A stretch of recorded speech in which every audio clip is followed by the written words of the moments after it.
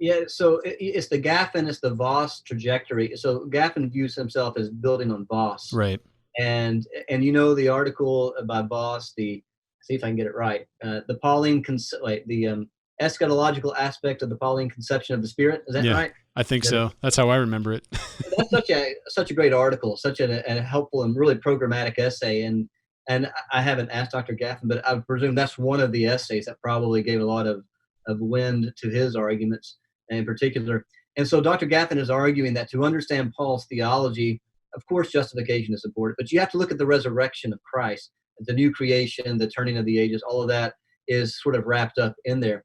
Now, I never had Dr. Gaffin as a teacher, and so I've gotten a lot of that secondhand, from just from being around, from reading Voss, from reading copies of his notes that have somehow floated around, from reading Resurrection and Redemption, or Centrality of the Resurrection is the old title for that book. Yeah, his And I think I dissertation. used the old title in this book. I think I think I've used that copy, and so I'm using when I quote him, I think I'm quoting the first edition. I don't I don't remember. know. Maybe but that was his dissertation. The editor might have flipped it on you because I thought maybe I'm just imagining. But Okay, I don't while you're remember. talking, I'll look it up.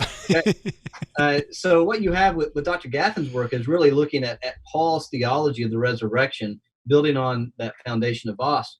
Now, what's interesting about that article from Voss is as much as he covers Paul's theology of the resurrection and the coming of the Spirit and so forth, he has like one paragraph on Acts and said Acts doesn't really add too much. And as I started working on this, I kind of scratched my head just a little bit about at Voss on that, because as good as that essay is, I just thought he would say more about Acts. And so I'm trying to kind of stick my foot into that foothold and try to expand that. And Gaffin didn't discuss it in his book. And I have a couple of places in this book where Dr. Gaffin does talk about Luke's writings and so forth, but he never covered it, as far as I'm aware, at length anywhere. But it's really building on his argument and trying to do something like for Acts that he did for Paul, and that is draw attention to the role the resurrection plays, and the way that it affects Historia Salutis, Ordo Salutis, the accomplishment of redemption, the application of redemption.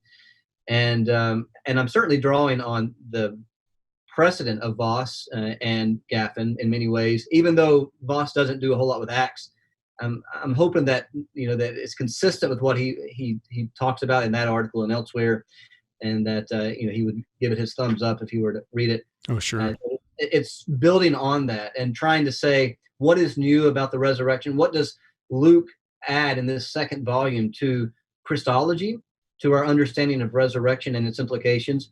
Because when you look at the end of Luke's gospel, he talks about all the things written about Christ that had to be fulfilled. The very famous passage in Luke 24. And so often, I think readers think, tell me more. You've left me hanging. Mm-hmm. Where are they? And I think that's filled in a lot in Acts. And by looking at the first half of Acts, where you have so much interaction with the Old Testament in Acts 1 to 15, then you begin to see some of the ways that Christ is the fulfillment of the Old Testament.